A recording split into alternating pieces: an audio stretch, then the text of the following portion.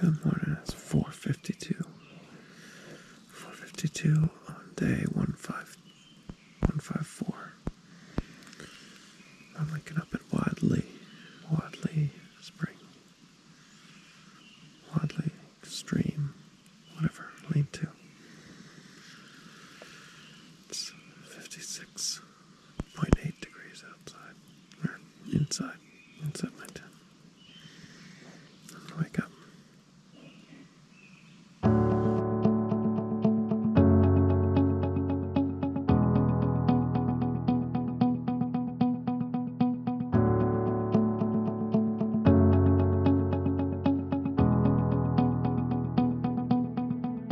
Alrighty, 6:31, 54.6 degrees, leaving the Wadley shelter. Yeah, slept decent last night for sure. There's a bit of light rain, but nothing too crazy, and then I think it shut off about halfway through the night or so, so that's pretty good. I'll tell you, like, I can't say I've totally made peace, but I've made a lot of progress on making peace with putting on wet socks and wet shirts and all that wet. But the one thing I haven't really gotten over is the wet shoes. There's a couple folks. Morning to you. Good morning. Thank you, you too. The bummer of the wet shoes is just as soon as you stand up in them, take a step, and they just splash. You can feel like the splash of like this slosh of wet shoe underfoot. It's just I don't know why, but it is just such a profoundly dispiriting feeling. But yeah, it is what it is. So one thing for sure is it doesn't make a whole lot of sense to put on dry socks when you got wet shoes. So I mentioned yesterday, everything is wet, and cold. Very much the case. But I do have a backup pair of clothing still. You know, I do have dry socks. I do have dry underwear. I do have, well, I guess that's really about it. But you know, so I do have dry stuff, and in case there was, like, you know, some kind of emergency or whatever. Hopefully, my shoes can dry up some today, and maybe I can have dry feet tomorrow, which would be amazing. But either way, it doesn't really matter. Let's keep this train rolling. Plan for today, some 23-24 miles, hit some elevation, and hopefully make it to Able campground immediately on the outside of the border for Baxter State Park, which is just couldn't be more exciting. So it's a pretty day. We'll get hiking. I'll check in with you all later.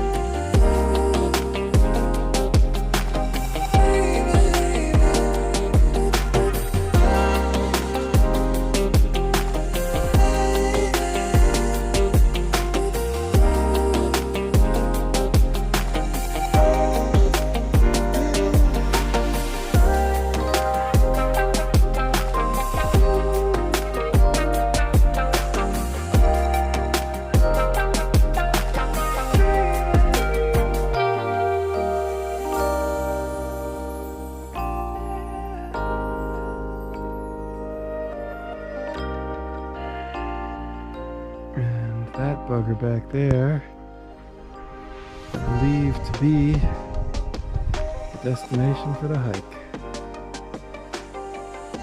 The terminus, the northern terminus. Mama K. Yeah, the way that cloud is parked right on top so stubbornly also kind of suggests to me that that may be the highest, and therefore our destination. That's what they do, they kind of barnacle on, right?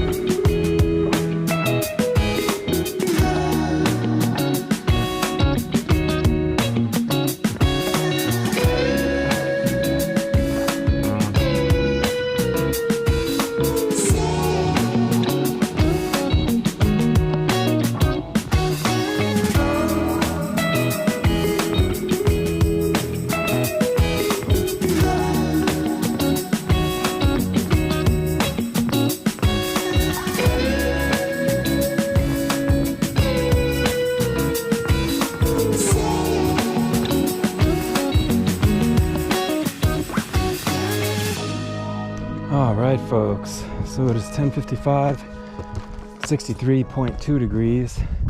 That beautiful body of water, in keeping with Maine having strange classifications of bodies of water, that is called a stream. That's a stream. Alright, I can't imagine there are rivers up here if that's a stream, but about a mile and a half ago I left Rainbow Stream lean-to. So about 9.5 miles into the day. Again, what I kind of have slated is a 23 to 24 mile day, something like that, to get into Able Spring campsite or Able Stream or whatever. And well, it's day 154, which is a multiple of 7, and therefore it's health report day. So I gotta take care of this one early because again, I can't help but think that skipping one a couple weeks ago is the chief reason why I broke my hand, but obviously the two are directly related. Anyways, 154, probably likely my very last health update, so kind of bittersweet. But yeah, I mean, again, big news still remains.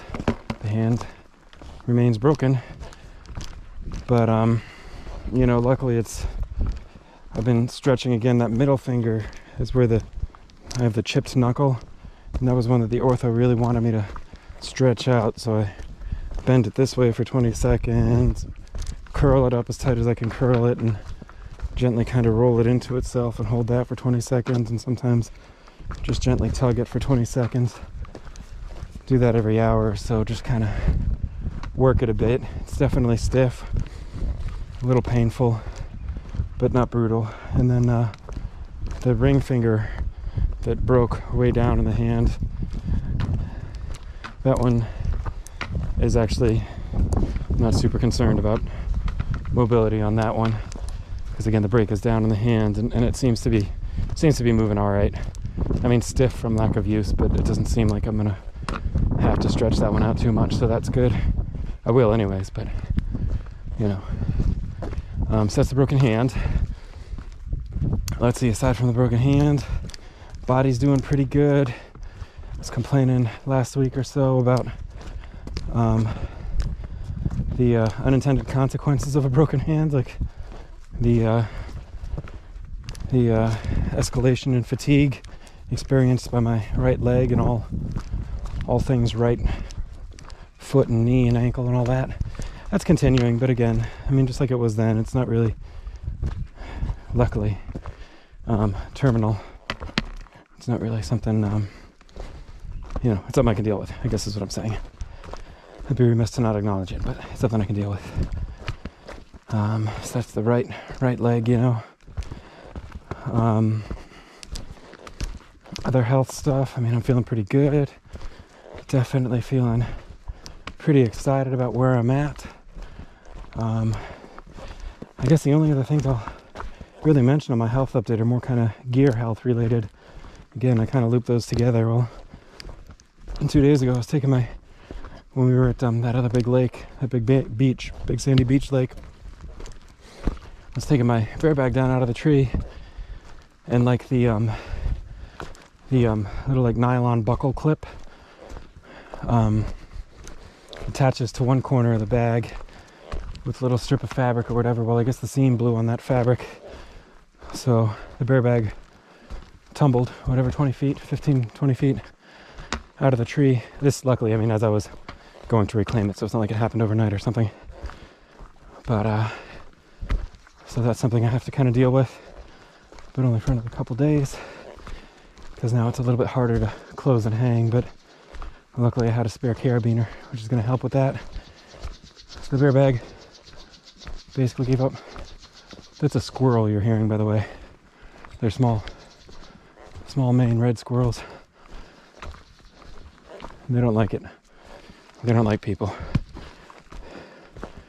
Yeah, it took me a while to figure out what that was, but that's what it is. Aside from the bear bag, my shoes are just an absolute train wreck.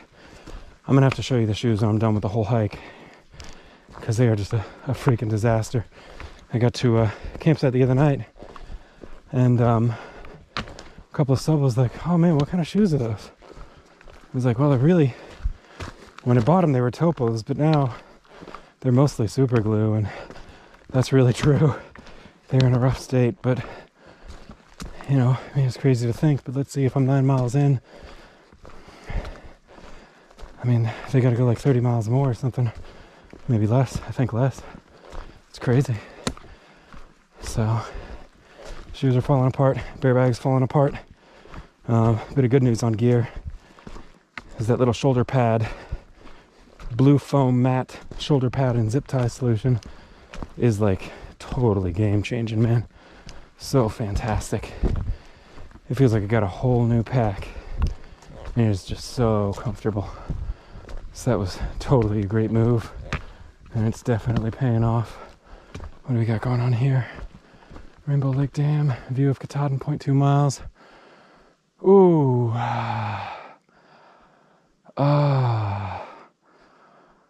Golly. That's a hard one. Let's see what comments on Gut Hook says. Yeah, the blue pads in the shoulder straps are absolutely amazing.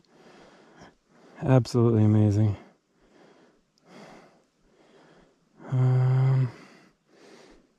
Great view of Katahdin. Magnificent sunrise directly over Katahdin. Great view of Katahdin. I saw Katahdin this morning, and I really want to get to camp before the store closed. I think there's a store down there. Anyways, yeah, blue pads on the shoulders, absolutely amazing, game changing, super comfortable, highly recommend. 2 thumbs up, 10 stars, whatever, 5 stars, I don't know, however many stars.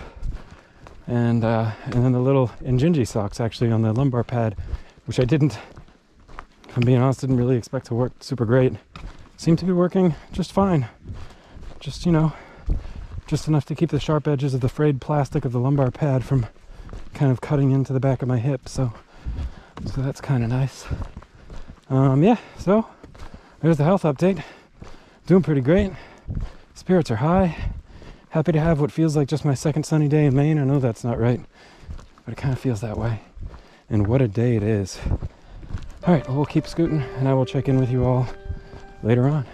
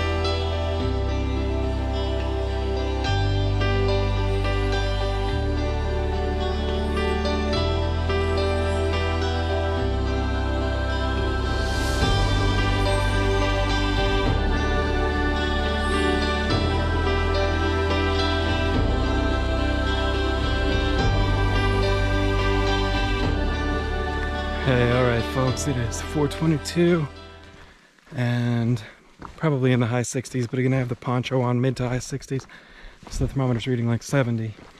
If I had turned on 2 minutes ago, you would have seen beautiful sunshine and what looks like a beautiful day. But there's a noise I've been hearing that I couldn't quite identify at first because it seemed so unbelievable, but it is indeed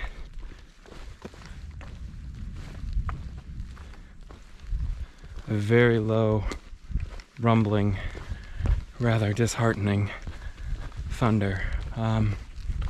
Just a little under a mile from the Able Spring Campground, and I am really hoping whatever weather is coming will hold off for another 20 minutes or something. Just let me get down there. I've spent all day working on getting my shoes dry. It did sprinkle just a little bit earlier. You saw me putting on the poncho. That was pretty fleeting. I wasn't really, I was almost not even gonna put on the poncho. This didn't seem like it was gonna be sticking around, and indeed it did not. But it looks like it just may be trying to make a second appearance in the form of a big old bad old storm. Well, we'll see. As I said in a video a couple days ago, you know, when it rains, we get wet.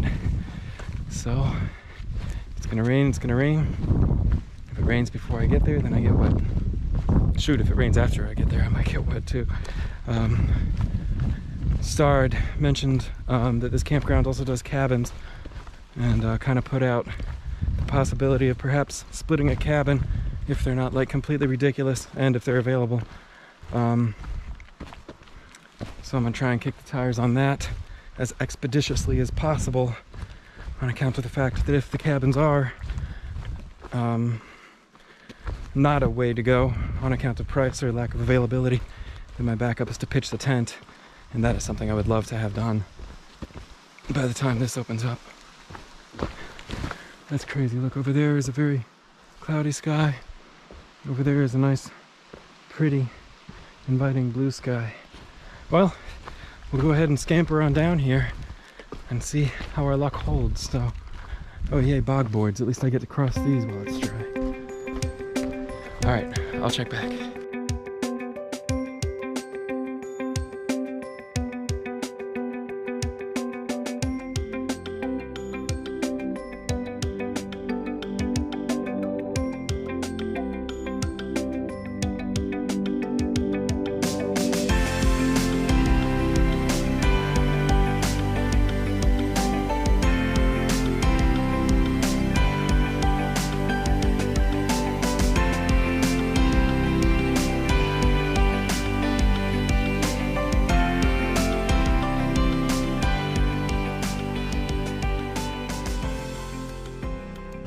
Alright, so all checked in over at the Able Springs campground. They got a bunkhouse, which has got 6 bunks. It is $80 for up to 2 people, and then $35 for each additional person. But the other crew that we were kind of hiking around the past few days, they all, they're gonna camp, they're gonna camp for 17 bucks at the state campground. Hello. They're gonna camp for 17 bucks at the state campground. Oh, excuse me. And Star and I are just gonna split that 6-person bunk on our own. So whatever, 40 bucks a night, 40 bucks a dude, that's fine. Had a little bit of sandwiches and beers and chips and stuff like that in there, bought up some of that. But I left it back up at the store. Really just gonna go check into the cabin and change clothes so that we can throw some of this stuff in the laundry before the generator shuts off at 7 and we're not able to do laundry anymore. I think right now it's about 5 or something. It looks like a storm kind of blew by, which is really nice.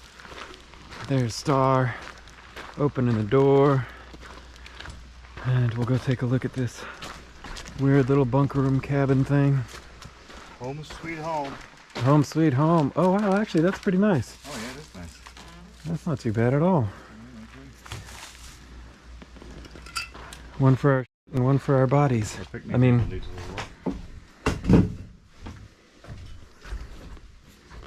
that's not too bad.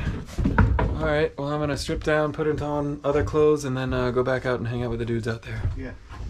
Hey, alright folks, so it is 7:12.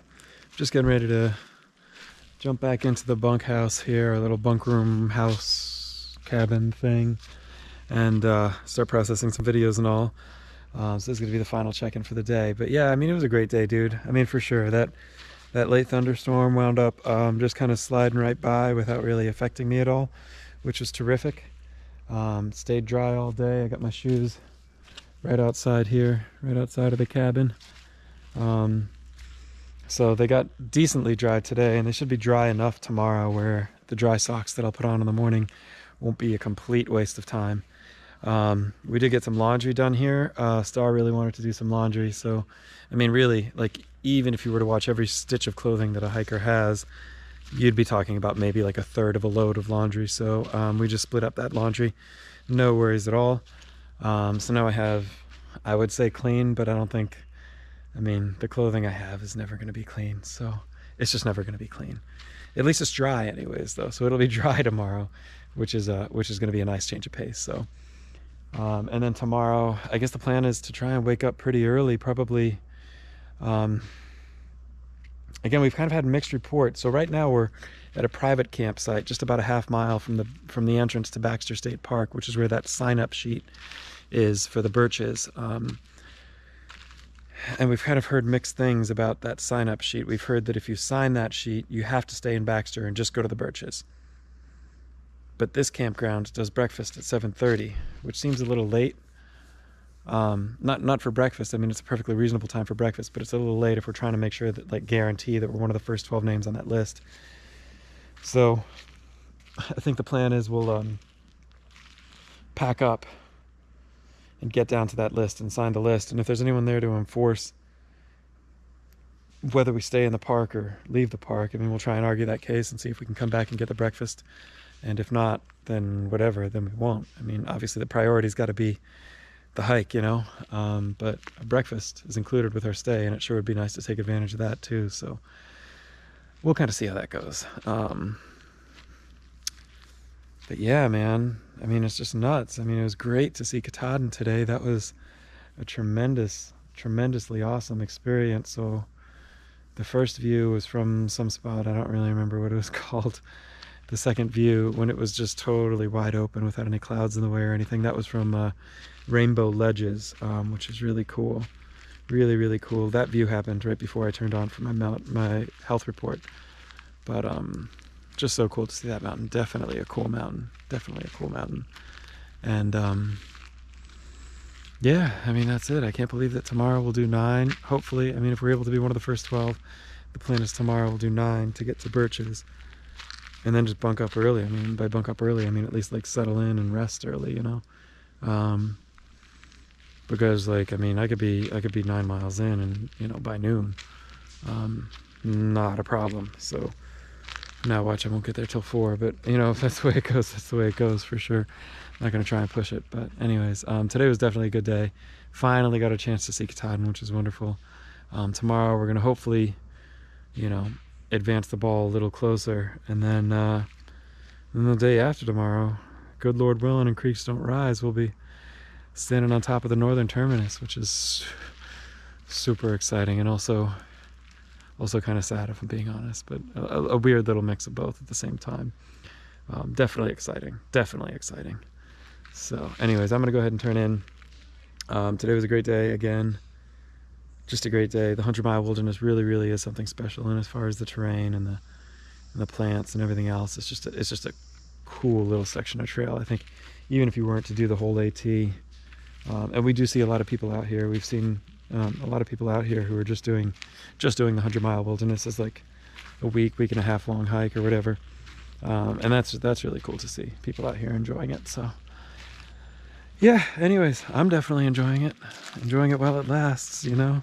I guess we crossed out of the 100-mile wilderness technically, but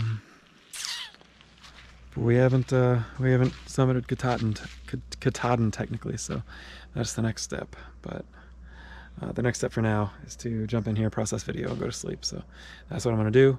Thanks so much for watching. I will check in with you all tomorrow. All right.